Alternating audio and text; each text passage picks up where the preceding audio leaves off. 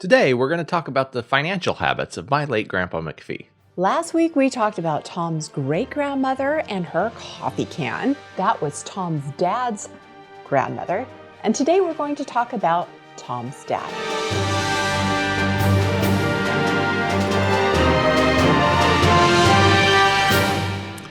Dad was a very interesting person. He started out as a merchant marine.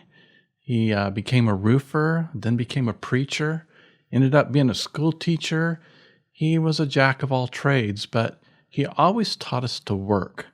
I remember as he was teaching school, he would take summer jobs, and at the age of 10 and 13, my brother joined him doing odds and end jobs for repair, roofing. We even put her on our own roof, and we learned a lot from Dad because he wasn't afraid to tackle something that he really had never done before, was willing to just get in and do it. And that's something that many people today are afraid to start something because they don't know how to do it. And they don't know how to just do something and learn as they go.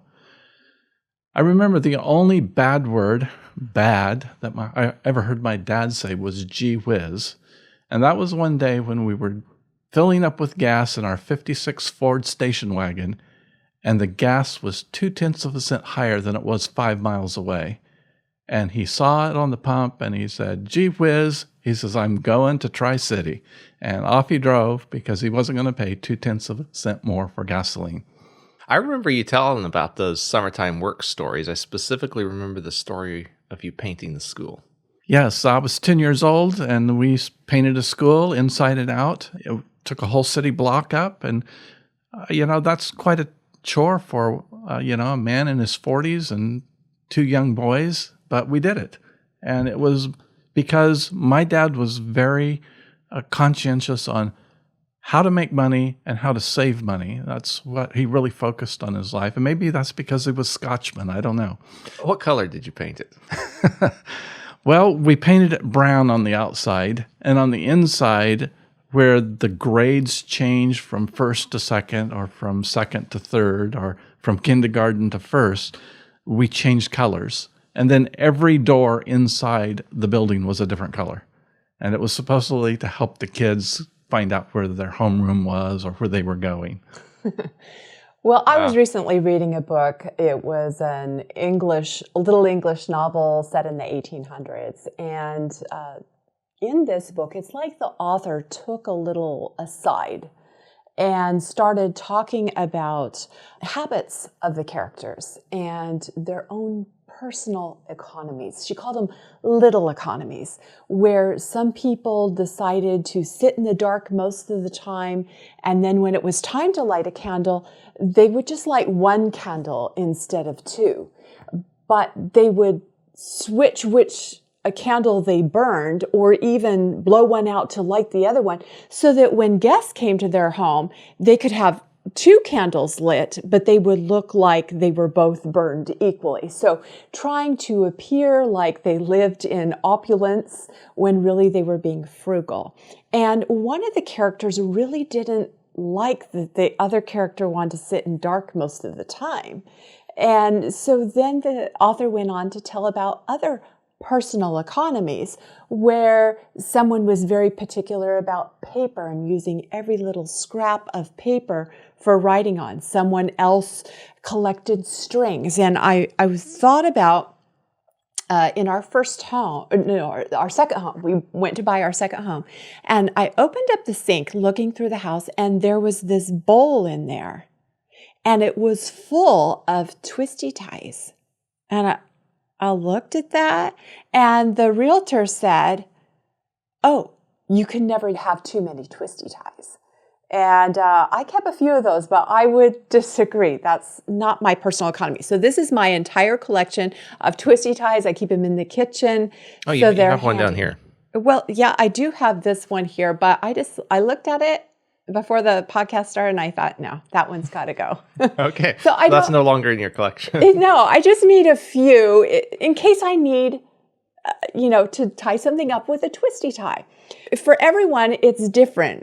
You may think this is, way too many twisty ties, or you may think it's not enough. We all have our own personal economies. And with your dad, he was not going to pay that extra for gasoline. He would drive and use the extra gasoline to get to the place where he could pay less for his gasoline. Well, that wasn't the only personal economy my father had. He had an affinity for boxes, cardboard boxes or any boxes, and they would just stack up in the garage. And he had an affinity for nails and bolts. I remember my brother and I spending hours sitting on with an anvil, straightening out old bent rusty nails so they could be used again. But my parents survived the Great Depression. They lived through that area. They saved, milk cartons so that they could freeze food in it instead of having to buy it. They saved cottage cheese cartons. And those were in abundance around our house as I grew up. They were in abundance, but they were also put to use. They were put to use, but maybe not all of them. There we go. Not all of them. But the point is they were frugal, and they were frugal together. My mom always raised a huge garden, and she put up at least 2,000 quarts of canned material. If she didn't do that, she froze it. So they worked together. You said when you lived in an area where they couldn't grow a garden, they would go and do the U-pick stuff too. We would go and U-pick as kids. And because of their frugality, my dad never really had a high-paying job, but he always worked, and they always saved, and they were able to help each of their 6 children get into a house with a down payment. And I think that's tremendous. It is. The English poet John Dryden is quoted as saying, "We first make our habits, and then our habits make us." And it sounds like some of those habits, even those, some people might say, well, that was silly, or that, to be that frugal, they obviously paid off. Something else, too, is that your grandfather didn't keep all those habits of driving clear across town to save that extra little bit on gas. That was an earlier stage in his life. But later on, I remember when your dad and I were first married, and I would look at the ads on Wednesday to know what was on sale at which store, and then try to get to the store, before the sale ran out to get those items. And sometimes you got there and the store that was advertising apples for 5 cents less didn't have as good a looking apples as the other store that you were just at. And so, do you just buy those apples because they're cheaper? Or do you go back to the other store and get the apple? And I remember expressing my frustration to your dad. And he said, well, my dad... That would be Grandpa. Yeah. My dad found that when he consistently shops at this one store, it doesn't matter about all the sales that are going on everywhere else. You might pay more for apples this week. But if he consistently shopped at this one store, he noticed that he saved overall. And so I thought about that, and that store was more convenient for me to shop at. And I didn't feel like they didn't have the ads. I didn't feel like my schedule was being regulated by some advertiser of the grocery stores. So I found, too, that shopping at that store gave me consistent savings. And I wasn't feeling pressured. You didn't have to run all over I creation. didn't and I wasn't spending the gas or worrying that I wasn't getting the best deal.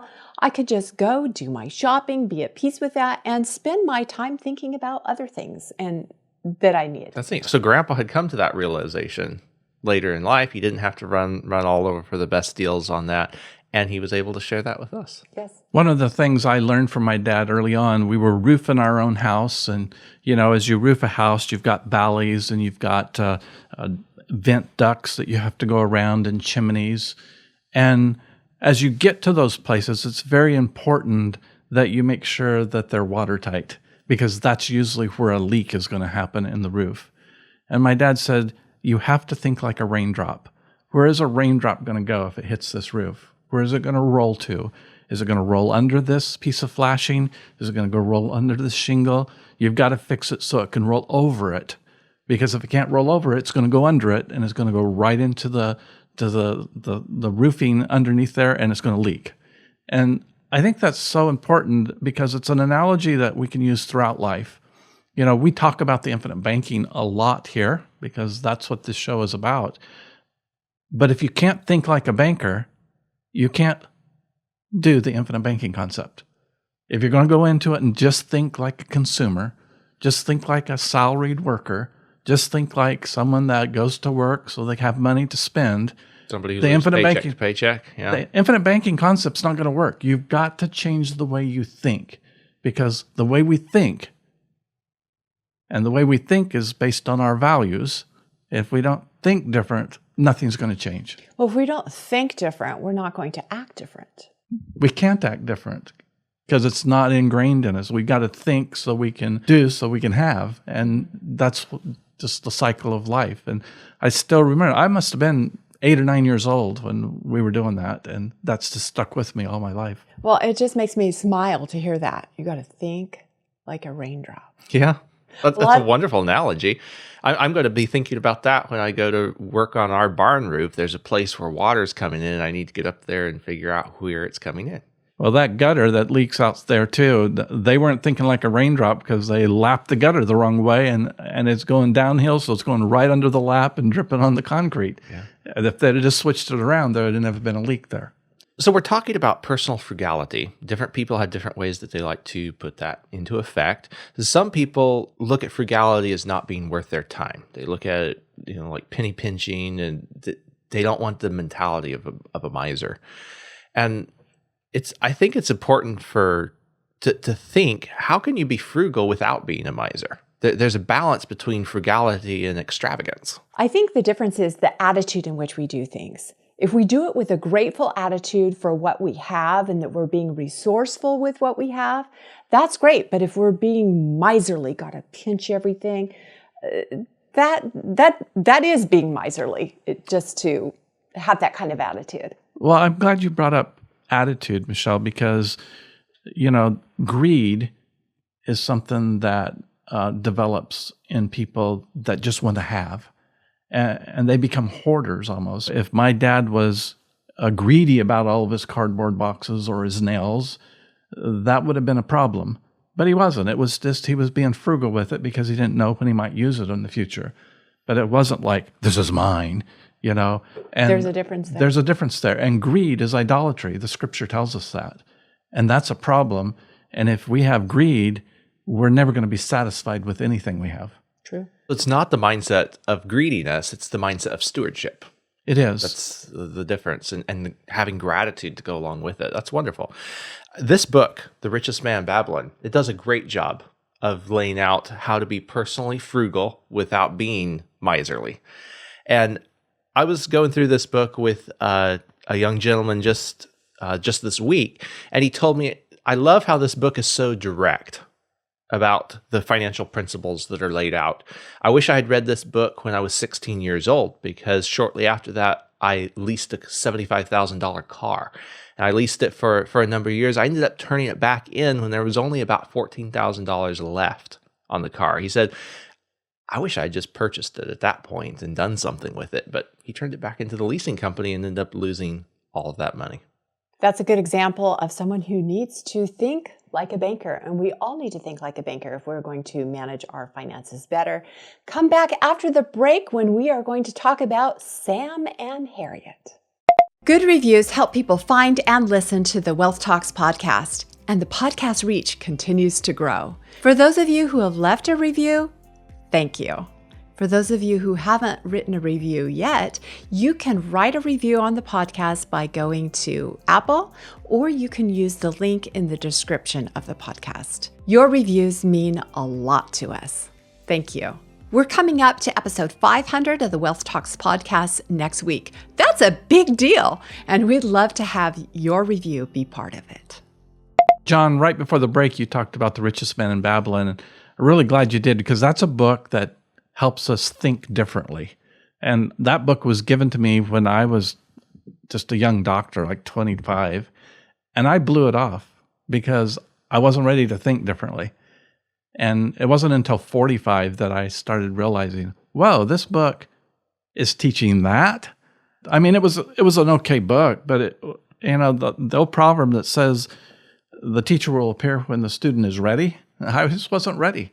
As you read that book to our children, Michelle, we were able to explain it to them And hopefully they didn't have to wait till they were 45 like I did. And we've seen that that is true because the message in that book is so powerful. If you can learn it young, things are going to go a lot better for you.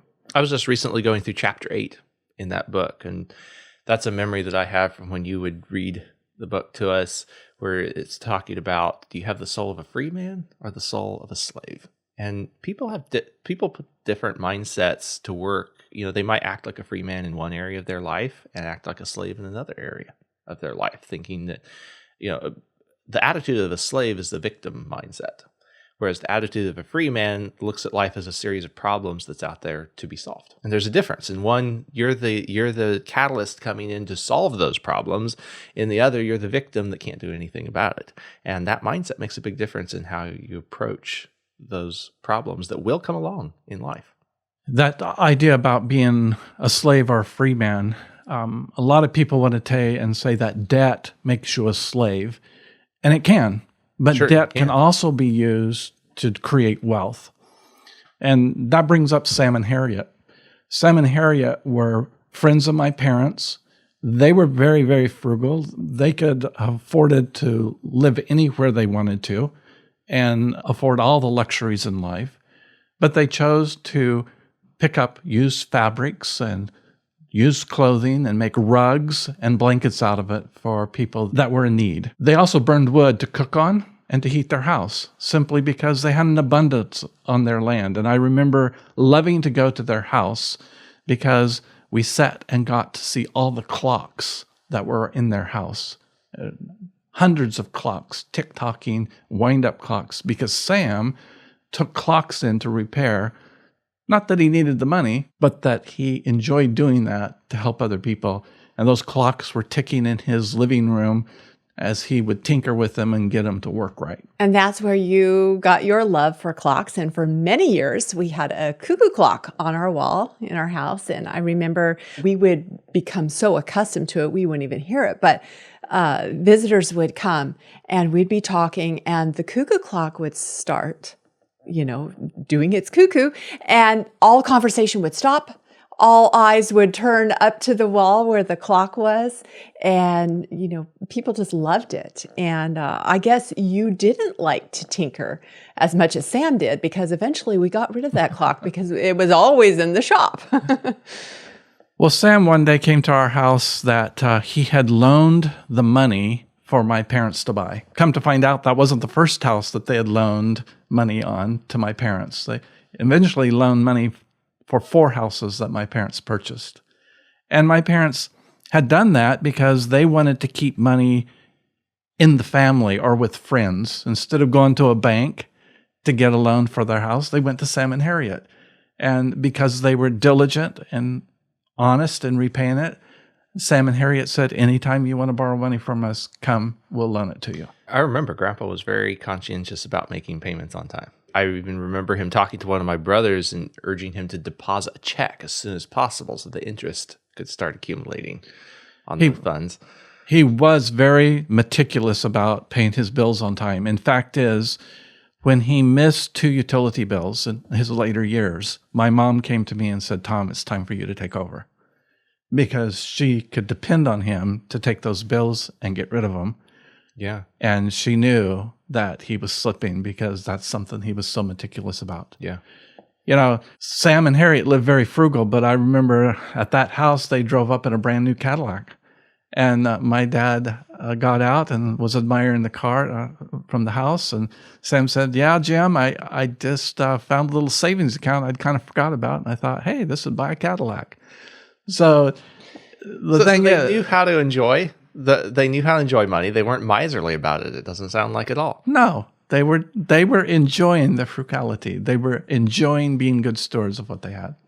And I think they probably enjoyed loaning money to your parents to see them purchase homes, not just once, not just twice, 3 times, but 4 times. They loaned money to your parents to buy different homes at different times to fit their needs. And that must have been a blessing for them to do. It was. And this particular house was about 150 miles from where they lived. And they were in their later years. And they took the effort to drive up to see the house because they wanted to see it. That's cool. So Frugality can be really good as long as we have the right attitude about it. So they were frugal, but they were also generous. And grateful. Talking about Sam's Cadillac made me think of how Grandpa drove new cars during the time that I knew him. Did he always drive new cars? No, in fact, I think what Sam did there inspired my father, because after that he bought a brand new Gremlin, which was an AMC car. And then shortly after that, like 2 years, he bought a brand new Datsun B210. And from then on, every 2 years, he sold his Datsun and bought a new one because he didn't want to have to deal with any maintenance. Well, he had certainly had to deal with maintenance when they traveled across country as a young couple to move to California. Yes, they moved from Arkansas to Colusa, California, driving a Model T Ford. I think my dad told me that about every 30, 40 miles, he had to stop and fix a flat. Wow. Did you say that he bought new cars about every 2 years? About every 2 years. Well, I remember one of those cars. He had just bought it, and he didn't get it with all the bells and whistles. So at that time, he didn't get the air conditioning. He didn't get the fancy things on it because he didn't want to pay extra for that. But he did want to avoid the maintenance. But one of those cars, I remember, they borrowed our vehicle because it had air conditioning. They needed to take your grandma to the airport. And I had an appointment, though, so I needed the car. And so he loaned me his brand new car. It had 9 miles on it. I remember getting in that car and being a little bit nervous in case anything happened because it only had 9 miles on it. And fortunately, nothing did happen. But he was generous. He didn't have a problem with me borrowing the car at all. No, they would do anything for their children. It's been said that the next generation will rise as high as they can, standing on the shoulders of the previous generation. Tom's parents allowed their children to rise higher than they rose, and we in turn hope to do the same for our children. It's a beautiful thing to see how the actions of a person can aid their posterity. It's a tragic thing to see how the actions of a person can set back their legacy and stunt their posterity. I'm thankful for the legacy left by my grandpa and grandma McPhee. My dad was a great man. He loved God, and he always told me, Tom, if you put God first, God will take care of everything else. My dad also loved my mother, and I think that's the best thing that someone can pass on to their children, is for a husband to love the mother of his children. Then my dad was a hard worker. He was willing to work at anything it took to put food on the table and clothes on the back of his children. And those are things that I always look at and am thankful for, that I had a dad that taught me those things. Thanks for listening to the podcast today, and come back next week when we're going to talk about something that I just discovered. There's over 800 IRS employees that are delinquent and willfully not paying their taxes. We're going to talk about that next week right here on Wealth Talks.